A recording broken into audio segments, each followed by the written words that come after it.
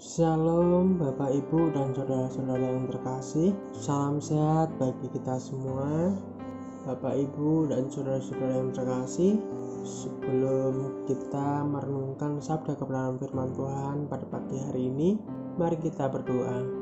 Bapa Surgawi, Bapa yang pemurah dan penuh kasih bagi kami semua, kami bersyukur untuk pagi hari ini sehingga kami boleh bersama-sama merenungkan sabda kebenaran firman Tuhan.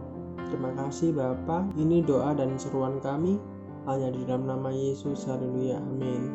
Bapak, Ibu, dan saudara-saudara yang terkasih, renungan kita di pagi hari ini bertema pelajaran dari kehidupan Elia.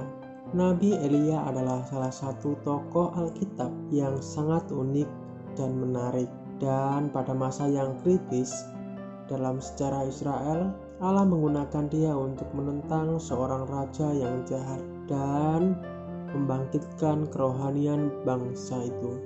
Pelayanan Elia mengawali jatuhnya penyembahan Baal di Israel.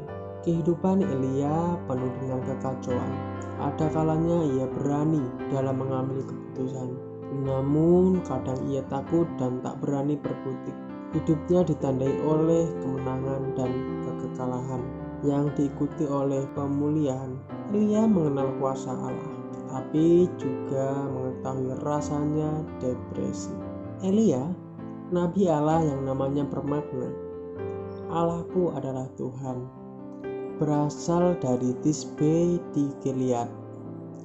Tapi selain informasi itu, keluarganya maupun kelahirannya tidak dijelaskan di dalam Alkitab. Kita pertama menjumpai Elia di dalam 1 Raja-Raja 17 ayat yang ke-1. Ketika ia menentang Ahab, seorang raja fasik yang memimpin kerajaan utara dari tahun 874 hingga 853 sebelum Masehi. Elia menubuatkan kekeringan pada wilayah itu sebagai akibat atas kejahatan Ahab. Di dalam 1 Raja-Raja 17 ayat 1-7.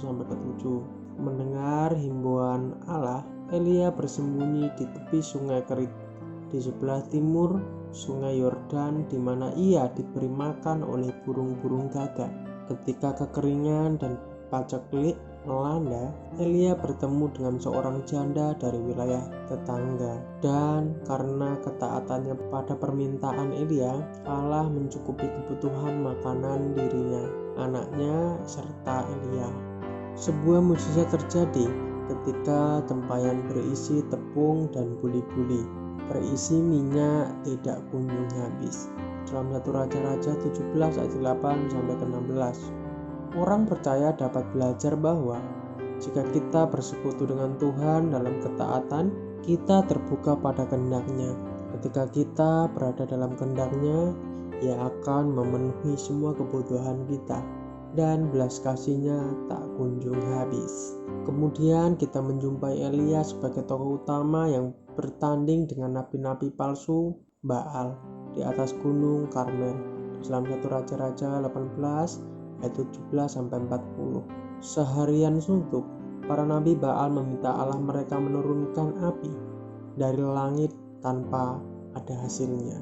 Kemudian Elia mendirikan mezbah dari batu, menggali parit sekelilingnya, menempatkan hewan kurban di atas kayu dan menyuruh supaya air dituangkan 3 kali ke atas kurban itu. Elia memanggil nama Allah dan Allah menurunkan api dari langit, membakar habis kurban, kayu menyambar batu. Bahkan air di dalam parit pun kering tak tersisa. Allah membuktikan bahwa dirinya lebih berkuasa daripada dewa palsu lainnya. Setelah peristiwa pembuktian itu, Elia serta bangsa itu membunuh semua nabi palsu Baal sesuai perintah Allah dalam Ulangan 13 ayat yang ke-5. Dalam roh dan kuasa Elia, di dalam Lukas 1 ayat ke-17, menggenapi nubuat Maleakhi 4 ayat yang ke-5 sampai yang ke-6.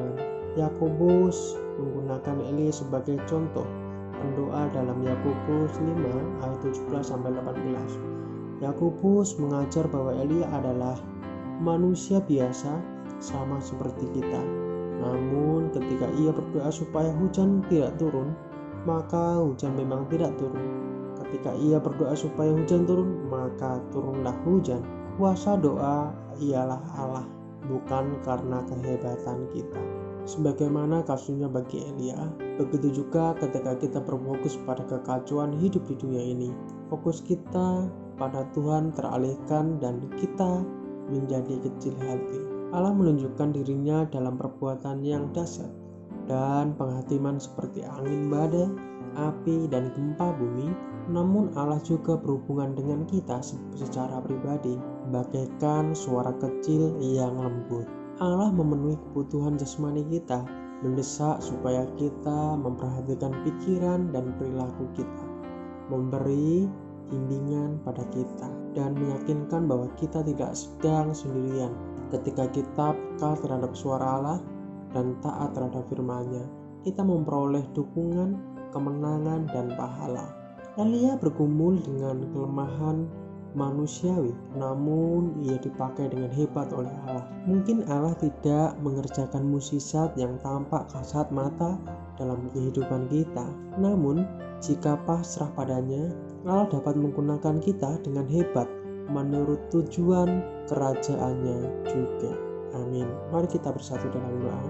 Bapa yang penuh kasih, kami bersyukur kami boleh merenungkan sabda kebenaran firman Tuhan pada pagi hari ini. Terima kasih kami boleh belajar tentang kehidupan Elia Tuhan, di mana Elia taat yang tidak menyembah Allah lain selain Allah Israel. Terima kasih Bapa, hanya di dalam nama-Mu kami berdoa dan mengucap syukur.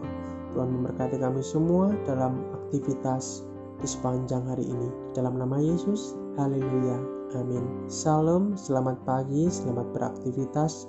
Tuhan Yesus memberkati kita semua. Amin.